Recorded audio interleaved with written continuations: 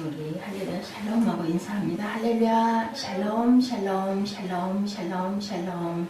하나님 사랑합니다. 여러분 주 안에서 사랑합니다. 오늘 말씀 여호수아 23장 6절 지켜 행하라. 그리고 오늘 사순절 둘째 날 말씀도 또한 뭐라 그래요? 내 발에서 신을 벗으라 이렇게 말씀합니다.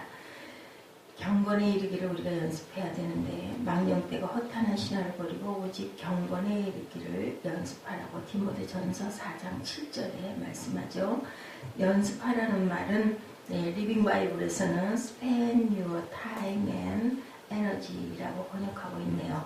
경건해지기 위해서 내 시간과 에너지를 투자해라. 그냥 귀로 주워 듣고 고개를 몇 번 끄덕거리고 해서는 절대 경건해질 수 없다. 경건을 자꾸 쌓아 나가야 되겠죠. 훈련해 나가야 되겠죠. 그냥은 안 돼요. 그죠? 해야 된다는 거죠. 행해야 된다. 가장 쉽게 견뎌 설명할 수 있는 것, 다이어트. 우리 다들 다이어트 결심 엄청 많이 해요. 우리 자매들 보면은.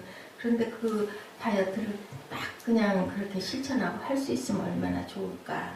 작심삼일 이런 소리 많이 하죠.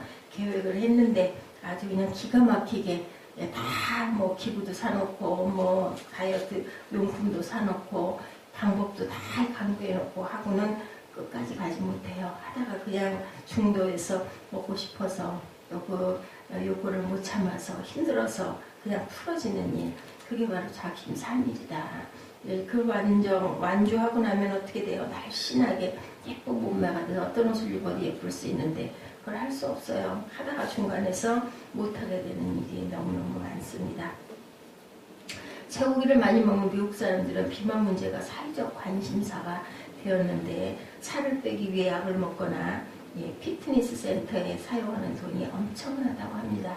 1년에 약 30조 원의 돈을 살을 빼는 데만 사용한다고 그러네요. 그런데 조사에 의하면 10년 전에 비만 인구가 15%가 넘는 주가 3개였는데 10년이 지난 지금은 37개 주로 늘어났다. 통계에 이렇게 나타났다고 그래요. 3주에서 37개, 10배 이상 늘어났어요. 비만에 대해서 사회적 관심이 더 확산되고 사람들이 더 돈을 많이 쓰는데도 인구는 이렇게 10배나 늘어납니다. 무슨 얘기인가 하면은 살 빼는 약도 많이 나오고 운동기구가 많이 개발이 되고 프로그램이나 운동센터도 많이 세워지는데도 결론은 실제로 거기에 시간과 정열을 실제 투자하고 끈기 있게 끝까지 가는 사람들이 그만큼 없다는 얘기죠. 운동기구 사놓고 운동 안 하고 프로그램에 돈을 내고 등록해놓고 나가지 않고 아무 소용이 없어요. 무용지물이라는 거죠. 그래서 디모데전서 4장 7절에 경건에 이르기를 연습하지 않기 때문이고 여호수아식 표현으로 오늘 말씀으로는 지켜 행하지 않기 때문이다.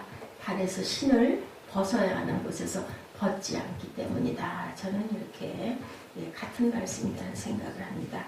이 율법책을 내 입에서 떠나지 말게 하며 주야로 그것을 묵상하여 그 가운데 기록하는 대로 다 지켜 행하라. 그리하면 내 길이 평탄하게 될 것이고 내가 형통할 것이다고 여호수아 1장 8절에도 말씀하죠.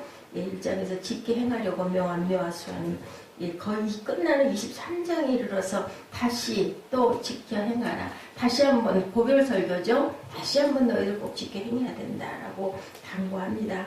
너희는 크게 힘쓴 모세의 율법책에 기록된 것을 다 지켜 행하라. 그것을 떠나 좌로나 우로나 절대로 치우치지 말라고 오늘 본문에 말씀합니다. 지켜 행하는 것은 여호수아의 신학이고 여호수아의 일평생 좌우명이었다. 왜냐하면 여호수아는 다 지키고 그대로 행했기 때문에 율법의 말씀을 귀로 듣기만 하지 말라는 거죠. 우리가 한 주를 살아오면서 또한 한 달을 살아오면서 지금 3월입니다. 1월 한 달, 2월 한 달. 지금 3월 이튿날 되는 날인데 성경 말씀을 한 가지라도 지키기로 애쓰다가 오늘 교회에 나왔는지 우리가 한번 가만히 잠깐 돌아봐야 되겠죠. 지켜 행하기로 했던 말씀은 과연 무언가? 내가 지키려고 했던 말씀은 무언가? 우리가 말씀을 듣고 읽는 이유는 깨닫고 이해해서라기보다는 지켜 행하는 것이 궁극적인 목적이다. 내가 혈기 내지 않기로 했으면 혈기를 내지 않아야 되고 내가 믿기로 했으면 믿어야 되는데 과연 얼마만큼 우리가 굳건한 믿음의 반석에 서서 그것을 행동으로 행하고 나아가고 있는지, 경건의 연습을 하고 있는지, 거룩해지려고 주님을 닮으려고 얼마나 우리가 노력하고 애쓰고 있는지. 귀로 듣는 것만으로는 아무런 역사가 일어나지 않는다. 귀만 커졌다라고 얘기하죠. 요즘에 말씀의 홍수 속에서 삽니다. 그러다 보니 너무너무 아는 게 많습니다. 그런데 알기만 하지 그걸 그대로 거룩하게 지켜 행하려고 하지는 않는다. 그래서 귀만 커진 거죠. 계시록 20장 7절에 보라 내가 속히 오리니 이 책의 예언의 말씀을 지키는 자가 복이 있으리라. 이렇게 계시록에도 말씀합니다. 이 홍수들이 문제예요. TV에, 인터넷에, 서점에 무진장 그 TV 모든 그 자료에 그 홍수들이 이렇게 쌓여 있는데 오늘날처럼 말씀을 지켜 행하지 않은 데도 없다. 너무너무 많은데 센터가 많이 세워지고 많은 책들이 나오면 뭐 하겠느냐. 지켜 행하지 않는데 복음의 영광을 못 나타내고 있다. 그것은 복음을 아직 온전하게 바로 알지 못하고 있다는 거죠. 알기는 많이 아는데, 외우기는 많이 외우는데 그것을 온전하게 실천하고 깨달아서 행해가고 있지 않다. 복음을 전하기 위해서 복음을 먼저 우리는 살아낼 줄 알아야 된다. 믿음은 단순한 것이죠. 그러나 결코 쉬운 것이 아닙니다. 믿음이 단순한 것이라고 쉬운 것으로 절대로 착각해서는 안 된다. 베드로는 믿음으로 물결치는 풍랑 속으로 밤중에 과감히 뛰어들어가죠. 그래서 인류 역사상 무리를 걸은 사람은 베드로밖에 없다. 너는 해봤냐? 그렇지만 베드로의 믿음을 보고 우리는 비웃을 자격이 없는데도 아이고 들어가더니 한두 발 걷고는 그냥 물에 퐁당 빠져? 이런 소리를 많이 합니다. 저는 절대로 밤바다에 주님이 오너라 한다고 벌떡 발을 딛지 못할 것 같아요. 두려워서. 왜 못 뛰어? 주님이 거기 계신데. 글쎄요. 과연 그렇게 행하는 사람이 그랬으면 성경에 베드로 한 사람만 기록이 되어 있을까 하는 생각을 해봅니다. 믿음으로 물결치는 풍랑 속으로 과감하게 예수님을 향해서 뛰어들었던 베드로, 그죠? 파도가 수미터나 높이 치솟는 한 반이에요. 깜깜한 바다 위에, 그죠? 아무리 수영을 잘해도 그 파도를 이기고 내가 물에 안 빠지고 잘 헤엄쳐 갈 자신이 있었을까? 풍랑 속으로 예수님처럼 무리를 걷겠다고 뛰어들어가는 것 대단한 믿음이다. 한 두세 발자국을 걸었다 할지라도 우리 생각해 봐야 됩니다. 믿음은 단순한 것인데 결코 쉬운 것이 아니다. 마찬가지로 복음은 단순하지만 결코 쉬운 것이 아니다. 왜냐하면 복음을 제대로 믿으려면 자기가 복음대로 살아야 되기 때문이죠. 섬김을 받기 원하는 세상에서 바보처럼 남을 섬기는 사람으로 살다가 가신 예수 그리스도, 우리가 오늘도 깊이 주님의 그 고난을 묵상해 봅니다. 복음을 제대로 믿으려면 복음대로 살아야 된다. 섬김을 받기 원하는 세상에 우리가 섬겨야 된다고 주님께서는 오늘도 말씀합니다. 남의 것을 빼앗으려는 세상에서 바보처럼 자기 것을 나눠주는 사람으로 살기란 쉽지 않다. 어리석은 건데 자기 거 뺏기는 건데 그걸 그렇게 실천하기가 쉬운가? 복음으로 살지 않으니까 복음을 온전하게 전하지를 못하고 복음을 주제로 말을 할 때 별로 뚜렷하다 할 말이 없죠. 왜냐하면 살지 않았기 때문에. 복음을 전하지 않고 강단에서는 종종 다른 것들을 많이 전하는 그런 세상.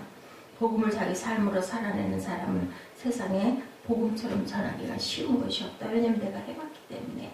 오늘 우리가 매일같이 하나님의 말씀을 지켜 행하기로 결단하고 경건에 이르기를 연습해서 Spend your time and energy 하는 이유를 복음 전파하기 위해서 우리가 실천하고 살아내야 된다. 쉽게 말해서 기도에 대해서 가르칠 수 있는 사람은 실제로 기도를 해봤기 때문이다. 기도를 깊이 기도 속에 빠져서 주님을 만났던 사람은 그걸 증거하기가 쉽죠. 왜냐하면 본인이 해봤기 때문에.